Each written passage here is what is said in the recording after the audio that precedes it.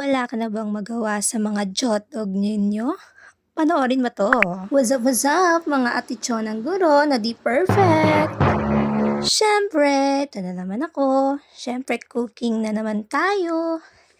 So, bumili kami ng hotdog at nakakita ko ng tapa sa dali. So, naisipan ko, since wala kaming itlog, magluluto tayo ng tapsidog. Oo, tama, tapsidog yun. Tap for tapa, si for sinangag, and dog for jotog. Matatakam ka here. Siyempre, basic. Ang gagawin mo lang ay piprituin mo lang yung hotdog. So, sige, kwentuhan muna tayo habang napiprito ng hotdog. Tinopak pa ako ng araw na to. Kasi gusto ko na hotdog ay yung alam niyo na, yung juicy, yung taste is so giving. Pero kasi since nandun na rin kami, so, oo nga naman. Yun na lang din yung bilhin namin. Try naman namin ang iba. Minsan kailangan mo rin talagang subukan yung mga ibang bagay. Oh, yan na naman tayo, kaya ka napapahamak. Nako. So, gusto ko pala sa jotdog ay gusto ko ay medyo toasted para matigas yung balat niya.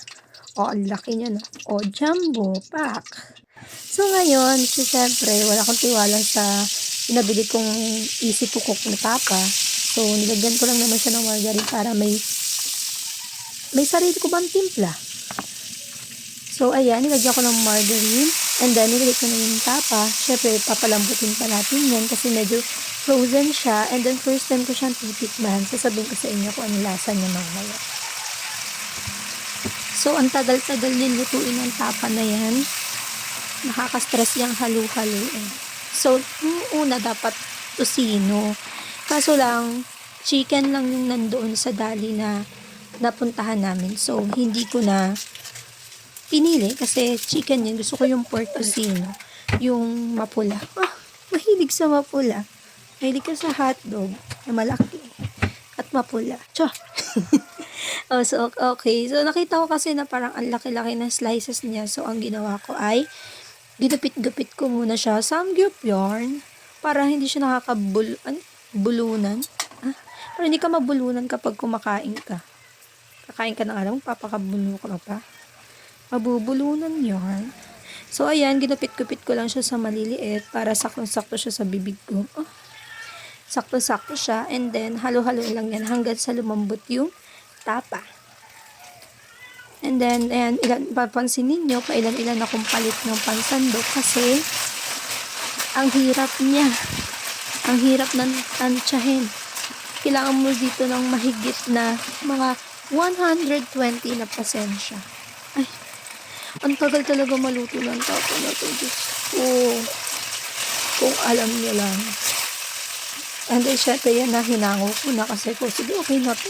Kala ko kasi sana tuyuin pa siya. Yung na iinit na ako.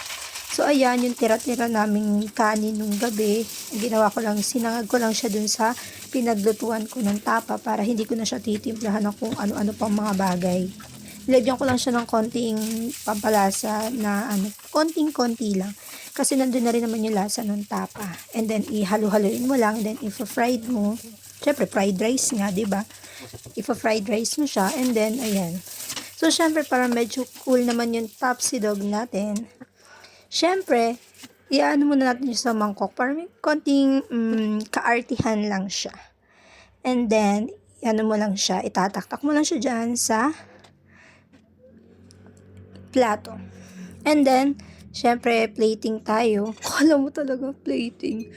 Ayan, tapos lagay ka ng hotdog. Since dalawa kami sa bahay nun, so tag-dalawa kaming hotdog, then sinangag, and then yung tapa. So, in short, hindi ko nagustuhan yung lasa ng tapa.